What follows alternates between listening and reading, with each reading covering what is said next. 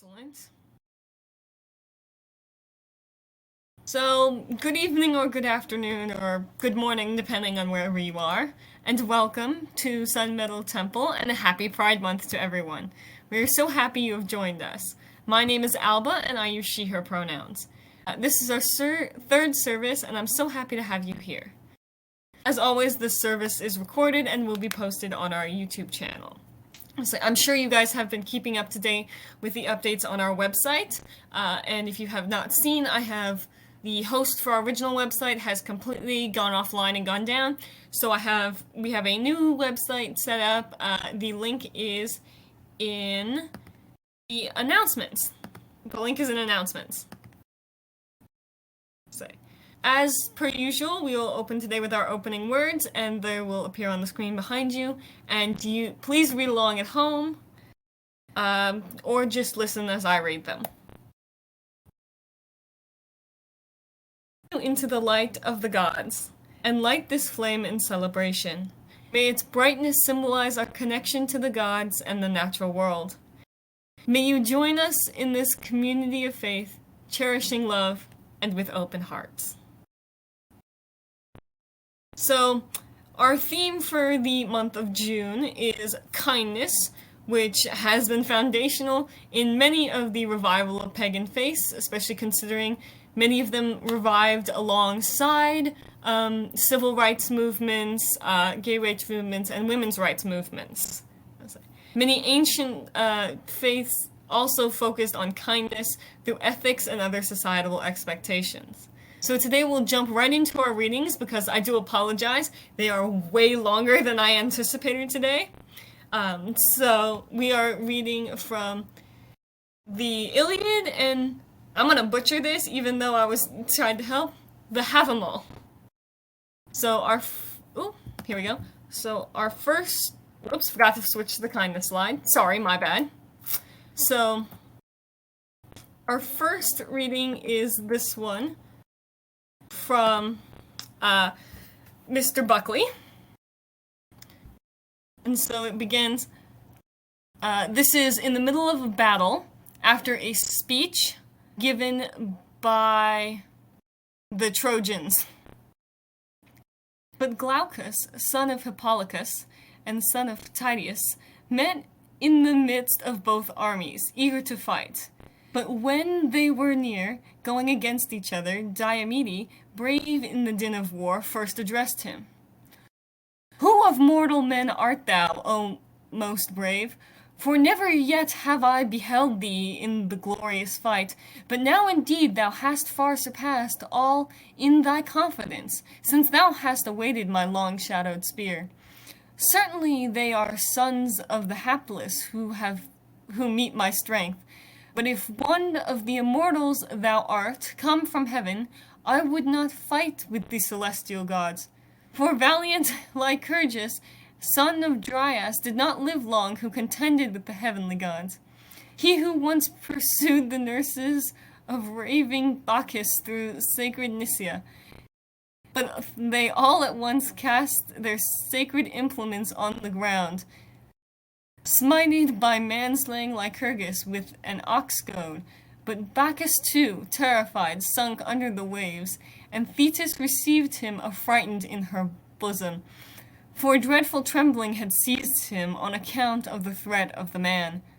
With him, the peaceful living gods were afterwards enraged, and the son of Saturn rendered him blind. Nor did he live much longer, for he became an object of aversion to all the immortal gods.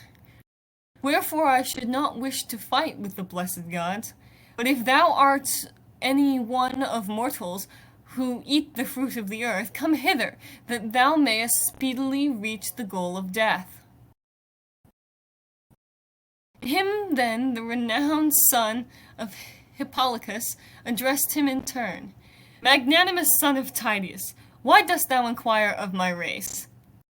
As is the race of leaves, even such is the race of men. Some leaves the wind sheds upon the ground, but the fructifying wood produces others, and these grow up in the seasons of spring. Such is the generation of men. One produces, another ceases. But if thou wouldest learn even these things, that thou mayest well know my lineage, for many know it, there is a city, Ephyra, in a nook of horse-pasturing Argos. There dwelt Sisyphus, who was the most cunning of mortals. Sisyphus, son of Aeolus, and he begot a son, Glaucus. But Glaucus begat blameless Bellerophon, to whom the gods gave beauty and agreeable manliness. But against him Proetus devised devils in his soul, who accordingly banished him from the state, since he was far the best of the Greeks, for Jove had subjected them to his spectre. With him the wife of Proetus, noble Antea, passionately longed to be united in secret love, but by no means could she persuade just-minded and well-reflected Bellerophon. She therefore, telling a falsehood, addressed King Proetus, Mayest thou be dead, O Proetus, or do thou slay Bellerophon, who desired to be united in love with me against my will. Thus she said, but rage possessed the king at what he had heard. He was unwilling, indeed, to slay him, for he scrupled this in his mind, but sent him into Lycia, and gave him fatal characters, writing many things of deadly purport on a sealed tablet, and ordered him to show it to his father-in-law, to the end that he might perish. He therefore went to Lycia, under the blameless escort of the gods. But when now he had arrived at Lycia and the river Xanthus, the king of wide Lycia honored him with a willing mind. 9 days did he entertain him hospitably, and sacrifice 9 oxen. But when the 10th rosy-fingered morn appeared, then indeed he interrogated him, and desired to see the token, whatever it was, that he brought from his son-in-law Proetus. But after he had received the fatal token of his son-in-law, first he commanded him to slay the invincible Chimera, but she was of divine race, not of men. In front a lion, behind a dragon, in the middle a goat, breathing forth the dreadful might of gleaming fire. And he indeed slew, relying on the signs of the gods. Next he fought with the illustrious Solymi, and said that he entered on this as the fiercest fight among men. Thirdly, he slew the man-opposing Amazons, but for him returning the king wove another wily plot. Selecting the bravest men from wide Lycia, he placed an ambuscade, but they never returned home again, for blameless Bellerophon slew them all. But when Iobates knew that he was the offspring of a god, he detained him there, and gave him his daughter. He also gave him half of all his regal honor. The Lycians, who separated for him an enclosure of land excelling all others, pleasant, vine-bearing, and arable, that he might cultivate it. But this woman brought forth 3 children to warlike Bellerophon, Isandrus, Hippolochus, and Laodamia. Provident Jove indeed had clandestine intercourse with Laodamia, and she brought forth godlike brazen-helmet Sarpedon.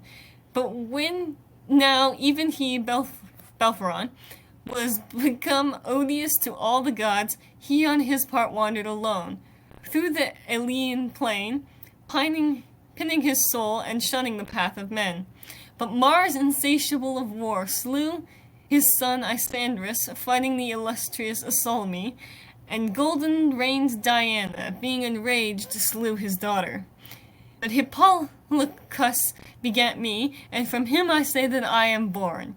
He sent me to Troy, and gave me very many commands, always to fight bravely, and to be superior to others, and to not disgrace the race of my fathers, who were by far the bravest in Ephyra and ample Lycia. From this race and blood do I boast to be. Thus he said, and Diomed, valiant in the din of war, rejoiced. His spear indeed he fixed in all-nurturing earth, and next addressed the shepherd of the people in courteous words. Certainly thou art my father's ancient guests, for in his halls noble Oenus once entertained Bellerophon, having detained him for 20 days, and they bestowed valuable gifts of hospitality on each other. Oeus, on his part, gave a belt of shining purple, and Belpharon, in turn, a golden double cup. And this I left in my halls when I was coming hither. But Titus I remember not, for he left me whilst I was yet young, when the people of the Greeks perished at Thebes. Wherefore I am a guest friend to thee amidst of Argos, and thou art the same to me in Lycia, whenever I shall visit their states. But let us also in the crowd avoid even each other's spears, for there are many Trojans and illustrious allies for me to slay, whomsoever the deity shall present, and I shall overtake with my feet. And there are many Greeks in turn for thee to slay, whomsoever thou canst. But let us exchange arms with each other, that even these may know that we profess to be friends by our ancestors. Thus then, having spoken, leaping down from their seats, they took each other's hand and plighted faith. Then Saturnian Jove took away prudence from Glaucus, who exchanged armor with Diomede, the son of Titus, giving golden arms for brazen, the value of 100 beeves for the value of 9.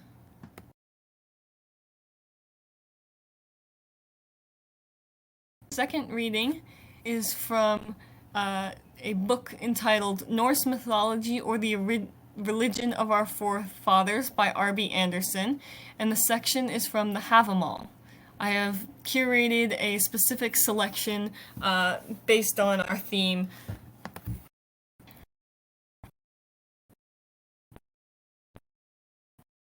He is happy, for whom for himself obtains fame and kind words, less sure is that which a man must have in another's breast.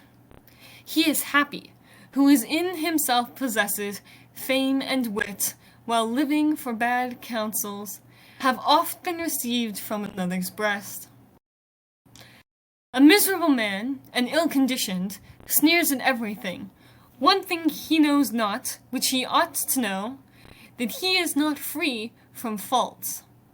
A guest should depart, not always stay, in one place. The welcome becomes unwelcome, if he is too long continues in another's house.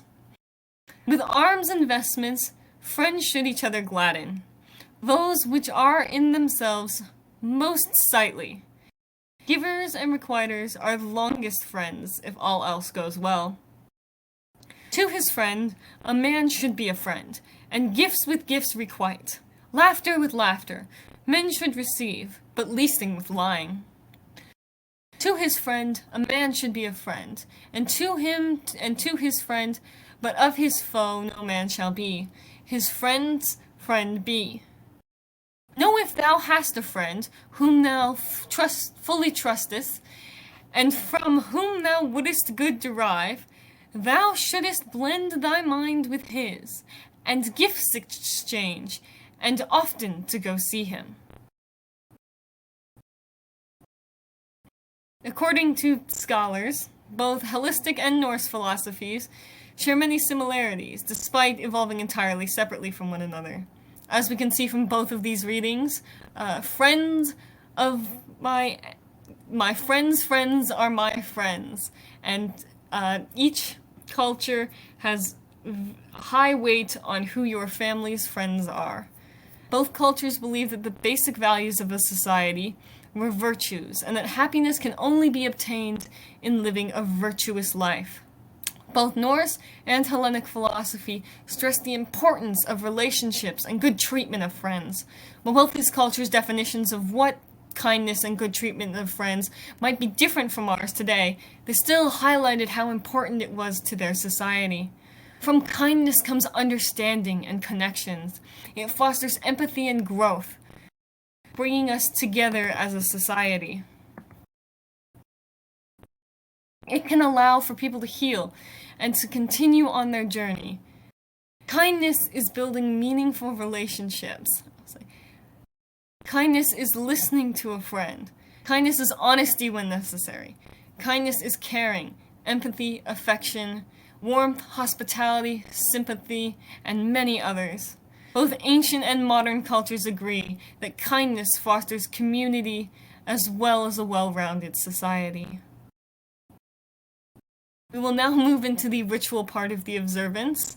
As per last time, the background is still under construction, so there is no actual ritual being performed, although if you are wanting to, you can perform your own at home as I read the words out loud.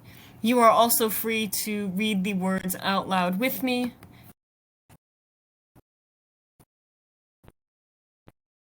We leave this offering for our gods, to symbolize our connection and devotion. We gift this water to accept the flow of our lives. We gift this rock to symbolize the stability of the gods in our world. We welcome life and bless our offerings with oil to share our riches. We embrace our connection to each other and the world and celebrate our revival. As we're still working on the songs, this service is lacking them, but normally there would be a song or two here. But now we shall move into our closing words, which, as with all of the opening words, you are welcome to say along with me, or just listen as I say them.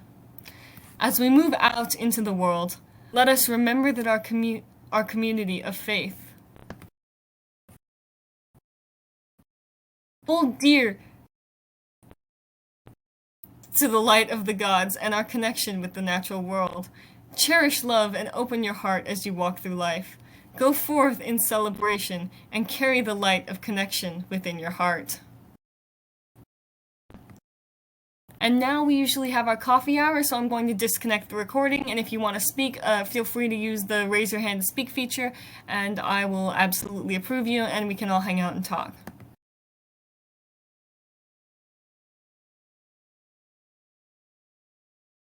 Excellent.